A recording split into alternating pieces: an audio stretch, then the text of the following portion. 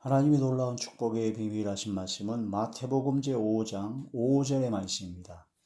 온유한 자는 복이 있나니 그들이 땅을 기업으로 받을 것이며. 오늘 말씀의 제목은 온유한 자, 온유한 자라는 말씀에서 두 번째 시간이고 산상수훈의 9번째 시간입니다. 온유란 프라이스라고 해서 바로 야생마를 길들여 조련시킨 상태, 즉 하나님의 말씀과 성령의 능력으로 길들여져 바로 순종하고 복종하고 청종할 수 있는 상태가 바로 그런 마음과 태도가 바로 온유한 자다라고 볼 수가 있습니다.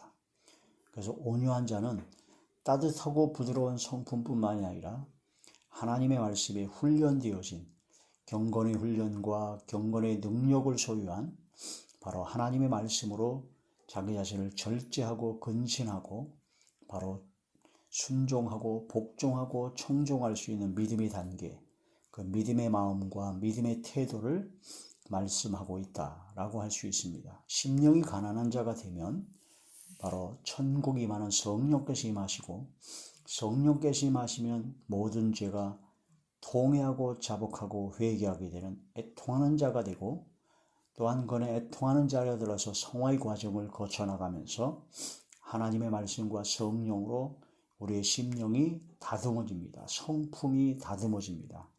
그래서 온유한 자가 된다. 그런 온유한 자가 되었을 때 하나님께서는 쓰임을 받을 수 있습니다. 하나님께서 쓰시는 사람은 온유한 자를 하나님께서 쓰신다라는 것이죠.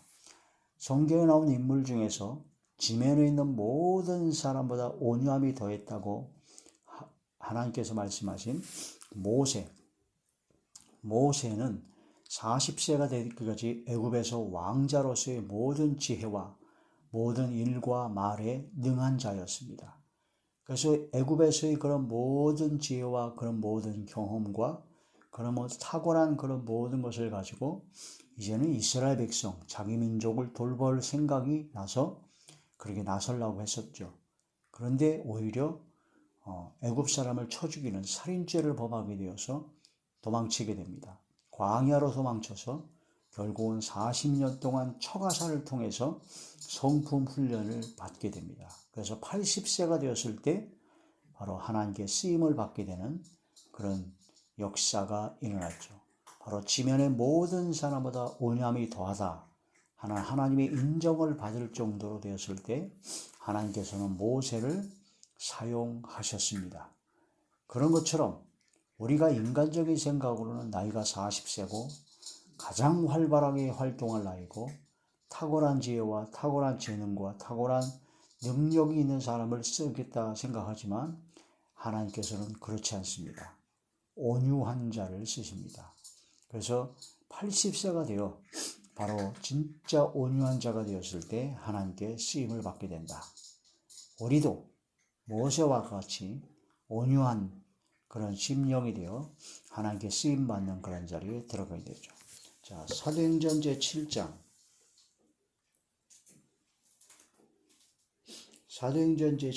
22절에서 24절의 말씀입니다. 모세가 애굽 사람의 모든 지혜를 배워 그의 말과 하는 일들이 능하더라.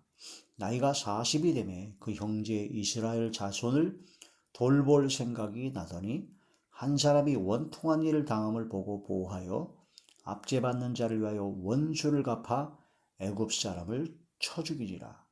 그는 그의 형제들이 하나님께서 자기의 손을 통하여 구원해 주시는 것을 깨달으리라고 생각하였으나 그들이 깨닫지 못하였더라.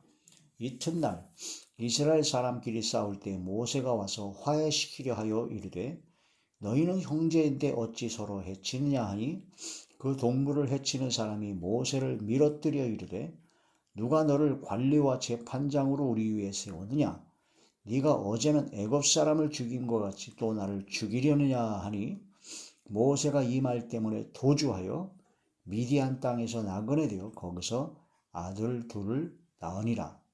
40년이 참에 천사가 시내산 광야 가시나무 떨기 불꽃 가운데서 그에게 보이거늘 모세가 그 광경을 보고 놀랍게 여겨 알아버리고 가까이 가니 주의 소리가 있어 나는 네 조상의 하나님 즉 아브라함과 이삭과 야곱의 하나님이라 하신데 모세가 무서워 감히 바라보지 못하리라. 주께서 이르시되 네 발의 신을 벗으라. 네가 서 있는 곳은 거룩한 땅이니라. 내 백성이 애굽에서 괴로움 받음을 내가 확실히 보고 그 탄식하는 소리를 듣고 그들을 구원하려고 내려왔노니 이제 내가 너를 애굽으로 보내리라 하시니라. 그들이 말이 누가 너를 관리와 재판장으로 세웠느냐 하며 거절하던 그 모세를 하나님은 가시나무 떨기 가운데서 보이던 천사의 손으로 관리와 속량하는 자로서 보내셨으니 이 사람이 백성을 인도하여 나오게 하고 애국과 홍해와 광해에서 40년간 기사와 표적을 행하였느니라. 이런 말씀을 통해서 모세는 40대 때 탁월하게 애굽의 모든 지혜와 모든 말과 일에 능했던 그때는 하나님께 쓰시지 아니하시고 성품 훈련을 통해서 40년 훈련을 받고 80세 때 하나님께서 이스라엘 민족을 구원하려고 사용하셨던 것을 볼 수가 있습니다. 민수기 제 12장 3절입니다. 민수기 제 12장 3절. 이 사람 모세는 온유함이 지면의 모든 사람보다 더하더라. 아멘. 이스라엘 모든 사람보다 지면에 있는 모든 사람보다 온유함이 더했던 모세. 그 모세를 대적하고 모세를 거역했던 사람도 온유함으로 모세는 다스렸던 것을 볼 수가 있습니다. 그래서 모세는 바로 온유함의 대명사가 되었다.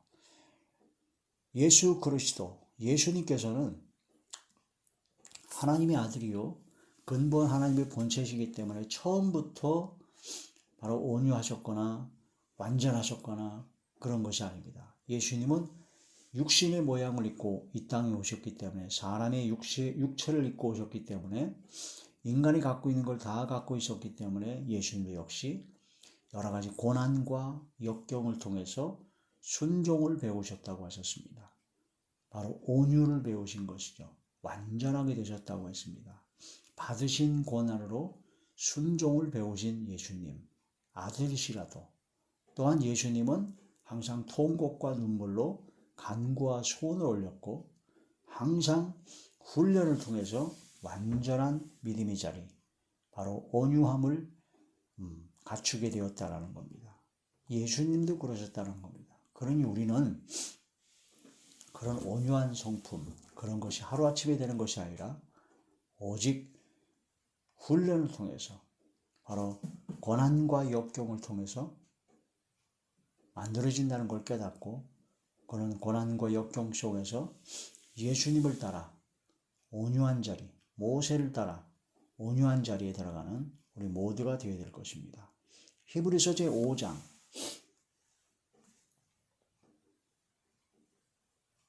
히브리서 제5장 7절에서 9절 말씀까지입니다. 그는 육체에 계실 때에 자기를 죽음에서 등이 구원하실 이에게 심한 통곡과 눈물로 간구와 소원을 올렸고 그의 경건하심으로 말미암아 들으심을 얻었느니라. 8절. 그가 아들이시면서도 받으신 고난으로 순종함을 배워서 온전하게 되었은즉 자기에게 순종하는 모든 자에게 영원한 구원의 근원이 되셨다. 예수님도 받으신 고난으로 순종함을 배우셨다고 했습니다. 그래서 예수님께서 마태복음에 나는 마음이 온유하고 겸손하니 나의 멍에를 베고 내게 와서 배우라. 그래서 예수님의 멍에 십자가를 지고 예수님과 함께 바로 예수님의 온유와 겸손을 배워야 된다는 그런 말씀이 되죠. 빌립보서 제2장 6절에서 8절에 보면 예수님은 완벽한 온유함으로 죽기까지 복종하셨습니다. 빌립보서 제2장 6절에서 8절. 그는 근본 하나님의 본체시나 하나님과 동등됨을 취할 것으로 여기지 아니하시고 오히려 자기를 비워 종의 형체를 가지사 사람들과 같이 되셨고 사람의 모양으로 나타나사 자기를 낮추시고 죽기까지 복종하셨으니 곧 십자가에 죽으심이라. 죽기까지 복종하신 예수님. 나의 원대로 마옵시고 아버지 원대로 하옵소서 하면서 예수님은 온유함으로 바로 순종의 본을 보이신 것입니다. 디도서 3장 2절에 보면 범사의 온유함을 모든 사람에게 나타나야 된다는 그런 말씀이 됩니다. 범사의 모든 일에 온유함을 모든 사람에게 나타내는 것이 중요하다는 것이죠. 주의 종은 디모데후서 2장 24절에서 26절에 보면 주의 종은 모든 사람에 대하여 온유해야 된다고 합니다. 거역하는 자를 온유함으로 훈계하는 자가 바로 주의 종이다. 우리는 예수님을 믿는 믿음의 사람, 모든 사람은 다 주의 종입니다. 꼭 목사만 주의 종이 아니고 모든 성도들은 주님의 종입니다. 주님의 종인 우리들은 모든 사람에 대하여 온유해야 된다. 거역하는 자를 온유함으로 훈계해야 된다는 거죠. 갈라디아 6장 1절에 보면 신령한 사람은 무슨 범죄한 일이 드러났을 때 온유한 심령으로 그러한 것을 바로잡아 줘야 됩니다. 온유하게. 또한 자기도 돌아보아 그러한 범죄를 할 수 있을 것을 생각하고 자기 자신을 지켜서 믿음을 지키는 자기를 돌아보는 사람이 바로 신령한 사람이다. 신령한 사람이다. 온유한 심령으로 그러한 자를 바로잡는 것이다. 고린도전서 13장 4절을 보니까 사랑의 열매가 바로 온유입니다. 사랑은 온유하며. 갈라디아서제 5장 22절에 23절을 보니까 성령의 열매가 바로 온유입니다.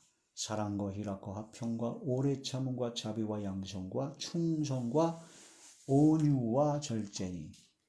그래서 온유한 자는 사랑의 열매요 성령의 열매입니다. 그래서 온유한 자는 복이 있다. 땅을 기업으로 받을 것이며 심령이 가난해졌다면 애통하는 자가 되는 것이고 애통하는 자가 되어서 성품이 훈련되었으면 이제 온유한 자가 되는 것이다 하는 거란 말씀이 됩니다.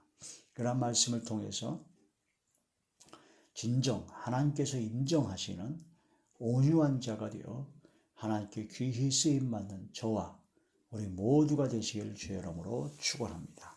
할렐루야.